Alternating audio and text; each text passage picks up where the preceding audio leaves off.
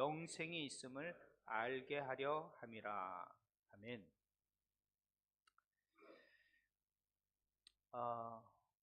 요즘 베트남이 점점 더워지고 있습니다. 이제 4월이 되면 이제 그 뜨거운 태양을 경험해야 되는 베트남 생활이 되죠. 베트남에 오래 계신 분들은 4월이 얼마나 뜨거운지를 아시겠죠? 4월만 지나면은 우기가 되어서 비가 오니 좀 선선해지기도 합니다. 자, 이렇게 우리는 날씨를 보면서도 계절을 보면서도 알 수 있는데 요즘은 정말 불확실한 시대인 것 같습니다. 한 치 앞도 알 수가 없어요. 그죠? 제가 어저께 기름을 넣으러 주유소를 닦았는데 3만 동입니다. 1리터에 3만 동이 돼버렸어요. 우와, 엄청난 거죠. 제가 2004년에 왔을 때 기름 1리터에 5천 동이었습니다. 제가 딱 기억합니다. 5천 동. 근데 지금은 3만 동이 된 거예요. 얼마나 오른 겁니까? 그죠? 몇 배나 오른 거예요, 물가가나 또 생활의 그런 부분이. 그런 가운데 우리는 사실 하루하루가 불확실성에 살고 있습니다. 사업을 하니까 더더욱 느끼겠죠. 정말 직장 생활을 하면 가장 우리에게 어려운 게 뭡니까? 불확실성입니다. 이게 확실하면 좀 평안하게 사업을 할 수 있겠고 또 일을 할 수 있겠는데, 이 불확실성 때문에 우리가 살아가는데 늘 불안할 수밖에 없습니다.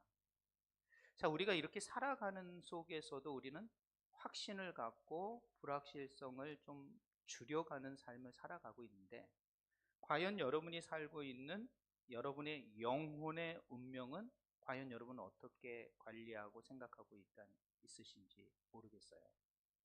저는 오늘 이 말씀을 통하여 우리의 영혼, 우리 안에 또 다른 우리가 있는데 그 우리의 영혼의 문제, 이 불확실한 문제, 아니면 이 확실한 문제를 우리는 과연 어떻게 생각하고 있는가, 또 어떻게 확인해 가고 예측해 갈 수 있겠는가. 제가 그동안 6번에 5번에 걸쳐서 구원에 관한 얘기를 했습니다. 그러니까 하나님의 구원은 확실하십니다. 그리고 여러분이 그걸 믿음으로 받아들이고 예수 그리스도를 십자가의 그 보혈이 나의 죄와 허물을 위한 죽으심이라는 걸 믿고 예수 그리스도의 부활이 나의 미래의 부활의 소망으로 믿는 모든 자에게는 하나님의 구원의 은혜가 임한 줄 믿습니다. 그런데 그 구원이 정말 내 안에 확실하는가? 이것은 또 다른 문제라는 거죠. 이런 객관적인 사실을 내 안에서 주관적인 것으로 확신하는 것, 이거 아주 중요한 문제라는 거죠. 그래야지 흔들리지 않습니다. 근데 이렇게 흔들리지 않는 부분 속에서 내 영혼의 운명의 문제, 내 영혼의 상태를 확신하는 3가지 방법을 오늘 좀 말씀을 나누려고 하는 거예요. 여러분이 막 흔들릴 때, 이런 불확실성이 힘들어지고 많아지는 시대 속에서 하나님의 이 구원의 확신을 확인하는 3가지 방법, 3가지 증거가 뭘까? 첫 번째는 말씀의 증거입니다. 저는 연역적으로 말씀을 전합니다. 그래서 결론부터 다 얘기해 버립니다. 사실은 어떤 분들은 결론을 얘기하지 않고 쭉 가는데, 저는 설교는 결론부터 딱 얘기를 합니다. 그래서 말씀의 증거가 있어야 되는 거예요. 그리고 두 번째는 성령의 증거, 그 다음에 삶과 또 생명력이 있는 삶의 모습, 이 3가지의 증거가 우리 가운데 있어야만이 자신의 구원의 부분에 대해서 확실성을 갖게 되는 거예요. 자, 그러면 오늘 말씀에 이 10절과 11절의 말씀에 이렇게 되어 있습니다. 여기에 믿는 자라는 말이 나옵니다. 믿는 자, 하나님의 아들을 믿는 자는 그렇습니다. 여기서 믿음이라는 것은 과거의 어느 한 시점에서 내가 예수님을 영접하고 예수님을 알고 예수님을 믿는 것을 말하지 않습니다. 이것은 그래서 이제 이 단어가 어떤 문법을 가지고 있느냐가 중요한 거예요. 그래서 문법을 알아야 되는 거죠. 여기에는 현재 분사형으로 되어 있습니다. 현재 분사형이라는 것은 과거에만 있는 게 아니라 지금 현재에도 믿음이 지속적으로 있어야 된다라는 거예요. 그러니까 지금 현재도 예수님을 믿는 사람, 이것이 바로 하나님의 아들을 믿는 자라는 말이에요. 그러니까 지금도 하나님을 지속적으로 신뢰하고 의지하고 있는 상태, 그게 믿음의 상태거든요. 이렇게 믿는 사람은 뭐가 있다? 증거가 있다라는 거예요. 증거가 뭐냐? 우리가 오늘 세 가지의 증거를 얘기를 하려고 그래요. 먼저 증거는, 여기서 말하는 증거는 바로 하나님의 기록된 약속의 증거라는 거예요. 그럼 하나님의 말씀이 기록된 게 뭡니까? 성경이거든요. 그 성경의 말씀이 객관적으로 기록이 되어 있고 우리는 그것을 믿는다는 거예요. 그러니까 여러분이 구원의 확신을 가질 때 붙들어야 할 첫 번째는 바로 말씀, 기록된 말씀을 붙드는 게 중요해요. 그래서 여러분이 말씀을 보셔야 되는 거예요. 자, 여러분의 감정은 늘 바뀝니다. 우리의 내부 안에 감정은 바뀌어요. 감정만 바뀌나요? 환경도 바뀝니다. 그렇기 때문에 내 감정이나 내 환경을 붙드는 믿음은요, 늘 요동치게 될 수밖에 없습니다. 그렇기 때문에 우리는 반드시 변하지 않는 객관적인 기록이 되어 있는 하나님의 말씀을 붙들어야 됩니다. 그래서 그 하나님의 말씀엔 어떤 증거가 있어요? 확실한 증거가 있는 거죠. 왜? 말씀은 변하지 않지 않습니까? 날씨는 변하고 감정은 변하고 환경은 변하지만 하나님의 기록된 말씀은 2000년 전의 말씀과 지금 말씀이 동일합니다. 그러니까 말씀은 바뀌지 않기 때문에 이 객관적인 이 기록된 이 말씀, 이 약속의 말씀을 붙들어야만이 여러분의 구원이 흔들리지 않는 거예요. 여러분, 아브라함이라는 사람이 있었습니다. 이 아브라함은 하나님의 약속을 끝까지 붙들었어요. 100세가 돼서 아들을 낳았습니다. 그런데 100세가 될 때까지 아들이 없었으니 얼마나 불안하겠습니까? 그 감정은 하루에도 12번씩 변했을 겁니다. 그리고 그의 몸은 아이를 낳을 수 없는 몸이 이미 되어버린 겁니다. 그런 가운데 무슨 소망이 있겠어요? 그런데 하나님께서 그에게 약속을 주시는 거예요. 내가 내 몸에서 아들을 낳게 할 거다. 사실은 자신의 상황과 자신의 감정은 그걸 의지할 수 있는 상황이 아닙니다. 그것을 이룰 수 있는 상황이 아니에요. 그런데 아브라함은 그 하나님의 약속을 믿은 거죠. 그 하나님의 변하지 않는 약속을 붙드는 거예요. 그래야만이 내 그 믿음으로 말미암아 내 구원이, 하나님의 약속이 이루어지기 때문이죠. 이러므로 우리는 하나님의 그 약속을 지속적으로 변하지 않는 그 객관적인 기록된 말씀을 지속적으로 붙들고 가셔야 됩니다. 다른 걸 붙드시면 안 돼요. 기록된 하나님의 말씀을 붙들어 가야 하는 것이죠. 저는 이것을 좀 우리 기업인들이나 뭐 회사를 하시는 분들이 많으니까 확실한 계약서가 있다. 우리 교회가 이게 확실한 종교 활동을 할 수 있는 계약서 주인하고 맺었습니다.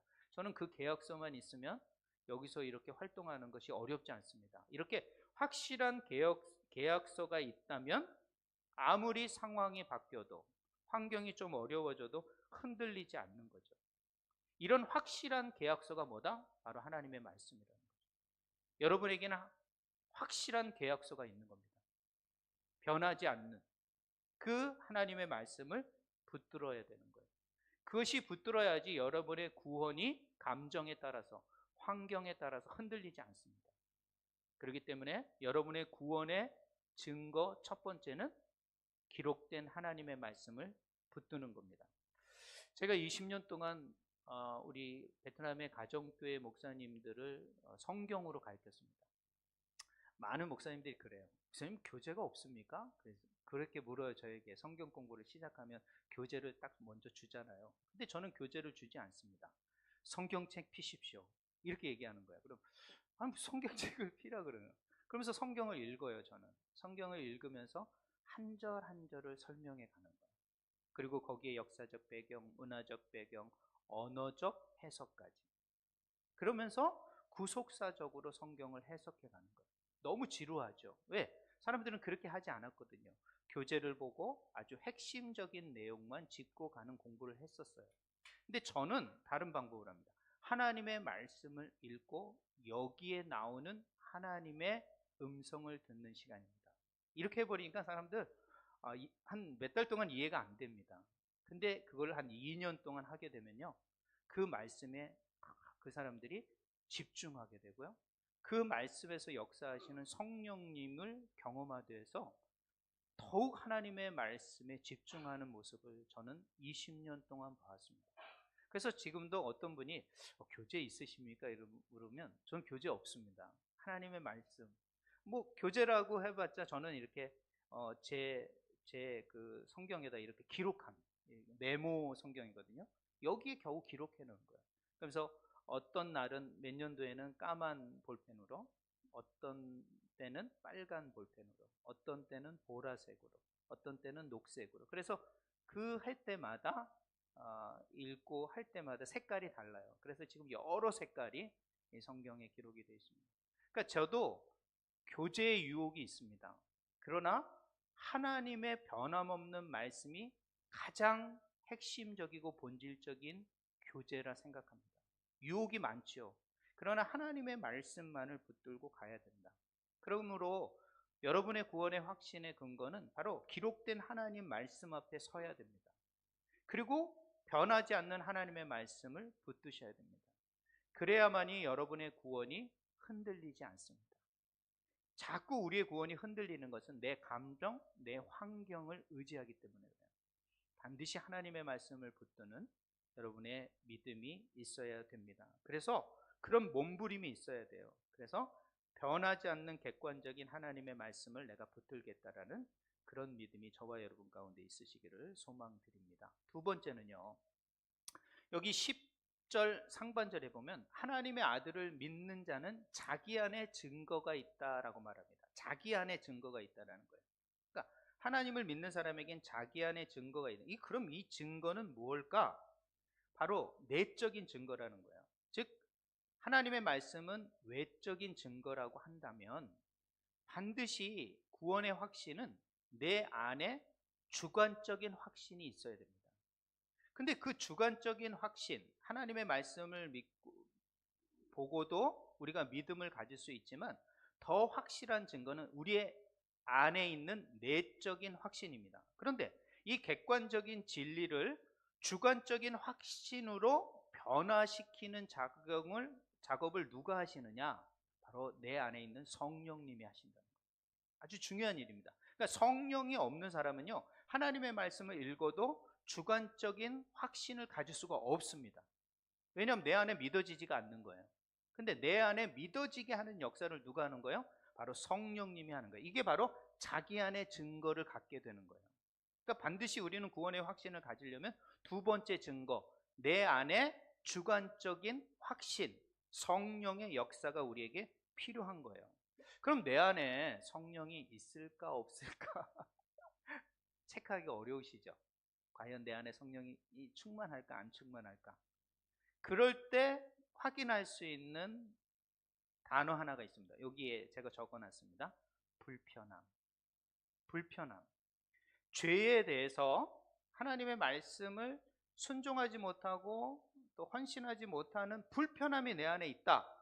그러면 여러분 안엔 성령님이 계시는 거예요. 근데 죄를 짓고도, 죄를 보고도, 죄 앞에 섰은데도 불편함이나 고통이나 압박이나 부담감이 없다. 이건 여러분 안에 성령이 제대로 역사하지 않는 겁니다. 그런 가운데 내 안에 죄 앞에 불편함이 있는가? 불편함이 많다. 정말 압박감과 부담감이 많다. 그럼 내 안에 성령이 지금 역사하고 계시다는 거예요. 내 안에 성령을 체크하는 방법, 내가 죄 앞에 불편한 마음이 있는가 없는가를 확인하는 거예요. 자, 다윗이라는 사람이 있었습니다. 오늘 우리 남성교회 오전 성경 공부 다윗을 공부했었는데요. 이 다윗이라는 사람이 왕이 돼가지고 이제 전쟁터 안 나가고 궁궐 안에 딱 있었습니다. 근데 늦잠을 자고 점심 때쯤 일어나가지고 베란다에 딱 나가니까 저 밑에, 왕 집은 이제 보통 위쪽에 있으니까 저 밑에서 어떤 여인이 목욕을 하는 거예요. 그 여인의 이름은 밧세바입니다. 밧세바를 딱 보는 순간 어떻게 되는 거야? 음욕이 일어나는 거예요. 음욕이 일어나는데 신하를 보내가지고 야, 저 여인이 누군지 알아봐라. 그랬더니 충신, 다윗을 위하여 전쟁터에 나가서 싸우는 그 충신의 부인인 거예요. 우리아의 부인인 거예요. 그러니까 유부녀 아닙니까? 유부녀임에도 불구하고 야, 저 여인 데리고 와라. 그렇게 한 거예요. 그리고 어떻게 하겠어요? 왕의 명령이니까 그 앞에서 이제 동침을 하게 된 것이죠. 자, 그런 죄를 졌어요. 자, 그런 간음, 그리고 더 나아가서는 그것을 덮기 위해서, 그것을 하기 위해서 충신 우리아까지 아주 치열한 전쟁터에 보내서 죽게 만드는 일까지 서슴지 않았던 사람이 다윗이었습니다. 근데 그 죽음 앞에서 다윗이 무감각하게 있었어요. 그것은 그 안에 성령이 역사하지 않는 거예요. 무감각하게 있는 거예요. 자신이 지금 간음을 하고 살인을 했음에도 불구하고 전혀 죄의식을 느끼지 않는 불편한 마음이 전혀 없어요. 근데 그때 나단이라는 선지자가 그 예를 들어서 그 다윗을 고발합니다. 그때 그 안에 다윗 안에 있는 성령님이 역사하십니다. 그래 바로 그 악한 사람이 못된 사람이 바로 너야 라고 내 안에 있는 성령, 다윗 안에 있는 성령이 다윗을 질책합니다. 압박합니다. 불편하게 만들어버립니다. 그럴 때 다윗은 그 성령을 무시하는 사람이 아니라 그 성령을 끌어안고 하나님 앞에 회개의 자리로 나갔던 거예요. 그 성령을 의지한 거죠. 즉 구원의 확신을 경험하게 되는 거예요. 그 객관적인 어떤 그거 앞에 무시했던 사람이 그 성령의 세밀한 그 압박과 불편을 받아들여서 하나님 앞에 나아가는 그 순종의 자리, 그게 바로 성령의 역사고, 그럴 때 하나님께서는 그 심령을 회복시키게 되는 것이죠. 바로 그러면서 시편 51편에는 이런 말이 있어요. 주의 성령을 내게서 거두지 마옵소서, 이러는 거예요. 왜? 성령이 있으면 불편하거든. 아니 그 죄 앞에서도 뭐 하는 일 앞에서도 내 마음을 아주 불편하게 해. 그러면 얼마나 그래요. 근데 그 성령을 내 안에서 거두지 마시옵소서 한다는 것은 뭐예요? 내가 성령의 그 증거로 구원의 확신, 구원의 이 굴레에서 내가 벗어나지 않겠습니다 라고 하는 거예요. 반드시 여러분 안에 성령이 있다면 여러분이 죄 가운데 쓰게 되면 충돌하게 되어 있습니다. 반드시 충돌하게 되어 있습니다. 그 충돌을 여러분이 회피하시면 안 돼요. 그것을 어떻게 해요? 성령의 순종의 자리로 나가셔야 돼요. 그래야지 여러분 안에 내적인 구원의 확신을 갖게 되는 거예요. 이런 경험이 없으시면 절대 구원의 확신을 내 안에 확신을 가질 수가 없어요. 여러분 확신은 어떤 거냐면 이런 성령의 순종에 가는 가운데 맺어지는 열매예요. 확신은 믿는 순간 확신이 생기지 않습니다. 여러분이 믿었더니 확신이 생기던가요? 지금 신앙생활 몇십 년, 몇 년 해도 확신이 안 들죠? 이 말은 뭐냐면 내가 성령 앞에 통회하고 불편하고 뭐 압박받는 그런 것을 경험하지 않기 때문에 내 안에 내적인 확신이 없는 거예요. 하나님의 말씀은 확신은 주는데 내 안에 확신이 없다는 것은 이 성령의 내적 역사를 경험하지 못하는 거란 말이에요. 이 내적인 경험이 저와 여러분 가운데 있어야 돼요. 좀 더 구체적으로 말씀드리면 술자리, 그리스도인들에겐 불편한 자리가 돼야 됩니다. 근데 이게 아무렇지도 않은 자리가 되면 안 되는 거죠. 불편한 자리가 돼야 돼요. 흡연이요? 이거 불편해야 되는 거예요. 그냥 이거 아무렇지도 않게 이렇게 생각하면 안 돼요. 불편해야 되는 거예요. 그게 내 안에 성령을 내 안에서 역사하게 하는, 내가 주님의 백성이라는 구원의 확신을 갖게 하는 중요한 부분이에요. 또 비즈니스를 하면서 유혹받는 게 한두 가지가 아니잖아요.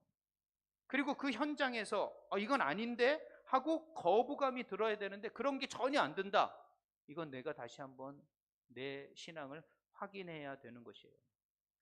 죄를 짓고 나서 견딜 수 없는 괴로움이 있습니까? 이건 축하할 일이라는 거예요. 내 안에 아직도 성령이 존재하는구나. 내 안에 성령이 역사하는구나. 이 죄 앞에서 괴로워하고 있는 나, 힘든 나지만 이것이 내 안에서 성령을 역사해서 구원의 확신의 자리로, 그 열매의 자리로 나를 이끄시는구나 생각을 해야 되는 거예요. 여러분, 죽은 사람은 바늘로 찌르면 아무 움직임이 없습니다. 살아있는 사람은요, 바늘만 딱 찔러도 아야 하고 움직이게 돼 있는 거예요. 그래서 이 사람이 죽었는지 안 죽었는지 바늘로 찔러보는 거예요. 그 조그만 바늘로도 다 알 수가 있는 거예요. 죽은 사람과 살아있는 사람의 차이입니다. 내가 살아있다면 조그만 그 통제와 압박과 거부감과 불편함이 오면 어떻게 돼요? 불편한 마음이 들어야 되는 거예요. 그래야만이 여러분 안에 성령이 계시고 그 성령의 증거로 어떻게 돼요? 내가 구원받은 백성이라는 확신을 갖게 된다는 거예요. 그런 내적 증거가 반드시 있어야 됩니다.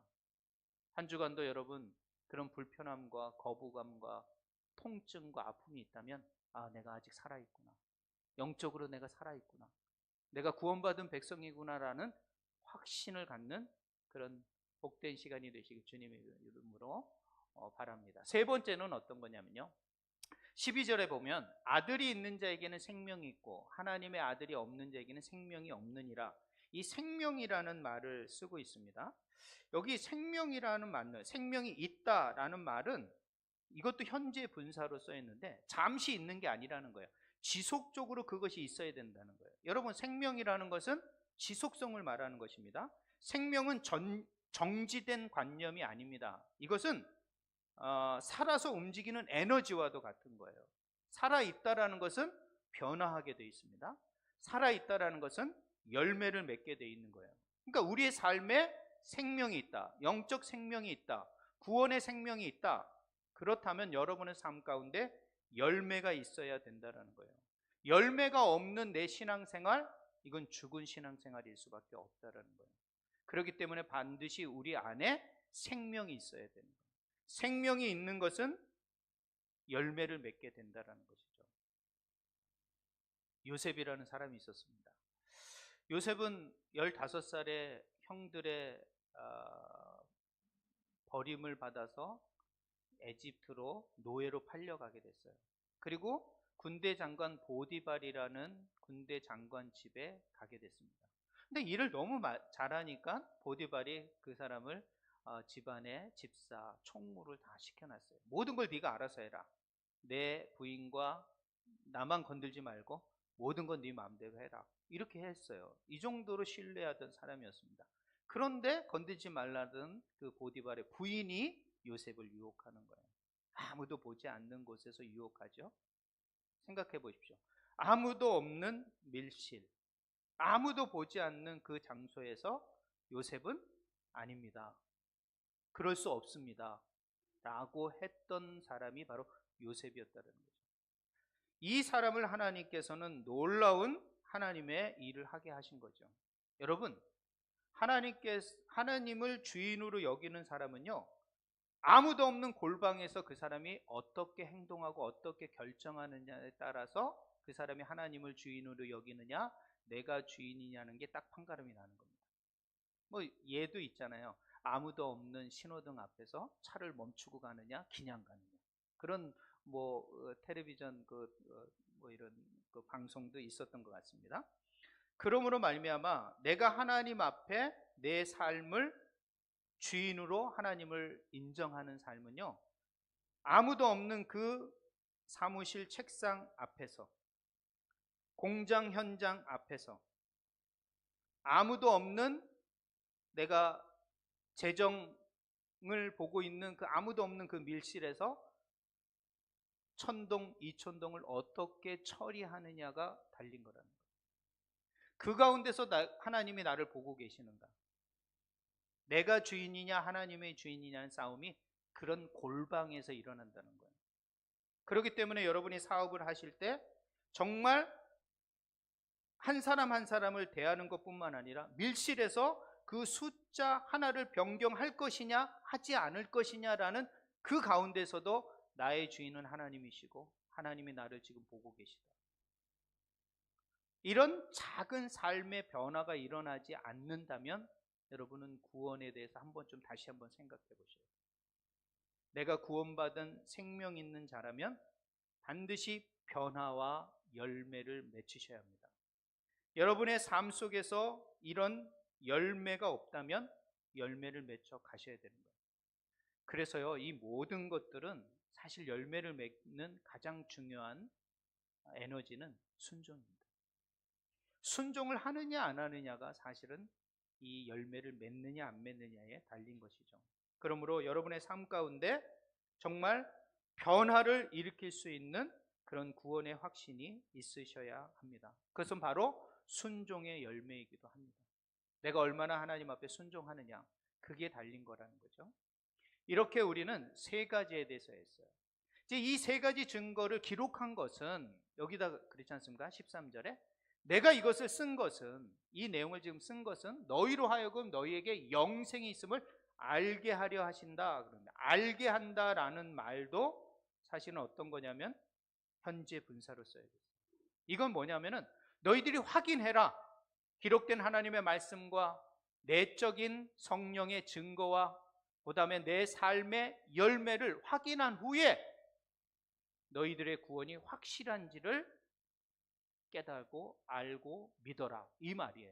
그러니까 성경은요 무턱대고 믿어라라고 말하지 않습니다. 확실한 증거를 가지고 믿으라고 말하는 거예요. 그 결론으로 보면 바로 말씀의 객관적인 사실을 믿으셔야 되는 거예요. 이건 여러분 삶 가운데 확실한 계약서예요. 법으로밖에 바꿀 수 없는 계약서와도 같은 거라는 거예요.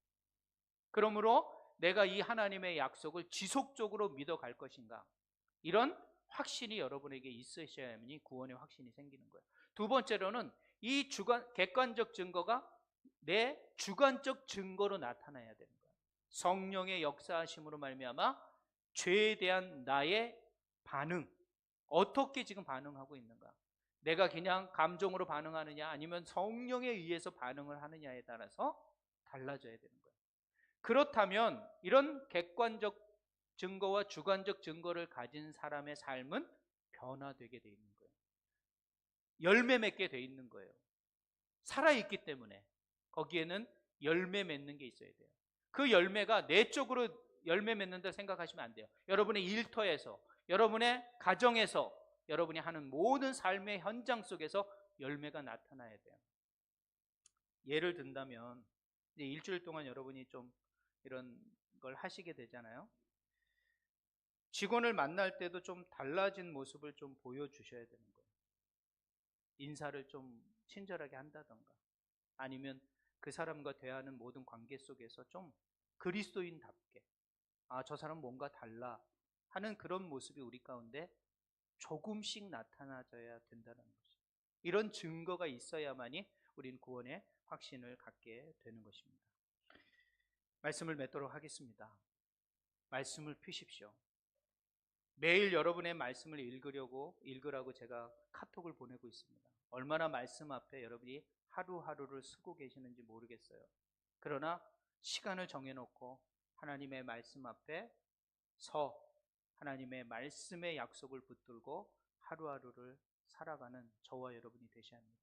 그리고 그 말씀이 내 안에서 성령의 역사로 나타날 수 있도록, 성령에 반응할 수 있는 그런 성령에 반응하는 내적 반응이 우리 가운데 있어야 돼요. 그리고 세 번째로는 변화를 보여주셔야 돼요. 여러분의 가정과 일터에서 그런 변화가 일어나야 되는 것이에요. 이런 변화가 없는 신앙생활은 신앙생활이 될 수 없는 거예요. 그러므로 여러분의 삶에 멋있는 열매가 맺힐 수 있는 것은 바로 순종하는 것입니다. 하나님의 말씀에 순종, 성령의 순종, 내 삶 속에서 나를 드러내는 것이 아니라 주님을 드러내는 그런 순종의 삶을 살 때 우리는 구원의 확신을 더 단단하게 붙들고 이 땅을 살아갈 수 있게 됩니다. 자, 이 본문의 말씀을 다 같이 읽어보도록 하겠습니다. 시작. 주님, 내 감정이 아닌 변치 않는 말씀에 서게 하옵소서. 비즈니스 현장에서 성령의 거룩한 불편함을 민감하게 하옵소서. 가정과 일터에서 내 인생의 경영권을 양도하는 생명의 열매를 맺게 하옵소서. 아멘. 이런 세 가지 확실한 증거를 가슴에 품고 세상이 줄 수 없는 당당함과 그런 확신을 가지고 한 주간을 승리해 가시는 우리 모든 주 안의 성도들이 되시길 주님의 이름으로 부탁드립니다. 기도하시겠습니다. 거룩하시고 신실하신 하나님 아버지, 오늘 우리는 세상의 치열한 생존 현장에서 잠시 멈춰서서 우리 영혼의 가장 중대한 질문인 구원의 확신 앞에 섰습니다. 우리가 그동안 변덕스러운 감정이나 과거의 희미한 기억에 기대어 가짜 확신 속에 머물러 있지는 않았는지 우리 자신을 뒤돌아보게 하여 주시옵소서. 하나님, 우리는 하나님의 말씀의 확신을 위에 우리의 믿음을 세워가기를 원합니다. 세상 계약서는 흔들려도 하나님의 약속은 영원히 흔들리지 않는 말씀이고 약속인 줄 믿습니다. 아들이 있는 자에겐 생명이 있다라는 그 기록된 말씀을 우리 영혼의 영구한 거주권으로 붙들게 하옵소서. 우리에게 성령의 인치심을 깨닫게 하옵소서. 비즈니스 현장과 이 베트남의 삶의 현장 속에 수많은 유혹과 타락한 문화 속에 우리가 살아가고 있습니다. 그래서 우리의 마음이 무뎌지고 무감각해지어 가고 있습니다. 이런 죄 앞에 우리가 무너지고 넘어지는 삶이 아니라 죄 앞에서 스스로 아파하게 하시고 고통받게 하여 주시고 불편하게 하여 주시고 부담감을 갖게 하여서 하나님, 우리가 살아있는 성령을 의지하여 우리가 하나님의 자녀임을 확신해 갈 수 있는 삶이 되게 하여 주시옵소서. 또 우리의 삶이 생명의 열매를 맺히길 원합니다. 우리의 삶의 일터에서 우리의 입으로만 주여 주여 하는 자가 아니라 요셉처럼 하나님 앞에서 정결하고 아무도 보지 않은 곳에서 하나님을 주인으로 섬기고 인정하는 삶, 아브라함처럼 묵묵히 순종하는 우리 성도들이 되게 하여 주시옵소서. 이런 정직함과 인격의 변화를 통하여 이 땅 베트남 변화되길 원하고 우리의 가정과 일터가, 내가 만나는 모든 사람들이 놀라운 변화가 일어나는, 하나님 나라가 회복하는 베트남 땅이 되게 하여 주시옵소서. 다시 한번 흔들리지 않는 이 세 가지 확신을 붙들고 이 땅에서 구원의 확신함을 당당하게 붙들고 하나님 백성다운 당당함과 자신감을 갖고 살아가는 우리 모든 주의 성도들이 되게 하여 주시옵소서. 특별히 여러 인생의 길을 걷고자 또 타 문화권으로 이동하는 우리 김진 자매를 하나님 기억하셔서 하나님 함께 하시고, 또 한국으로 이동하는 우리 유이민 성도에게도 함께 하셔서 어디에 있든지 주님의 영광을 드러내는 귀한 삶들이 되게 하실 길을 소망드리오며 우리 주 예수 그리스도의 이름 받들어 간절히 기도드렸사옵나이다. 아멘. 다 같이 일어나셔서 주님 다시 오실 때까지는 찬양으로 결단하며 축도하며 모든 예배를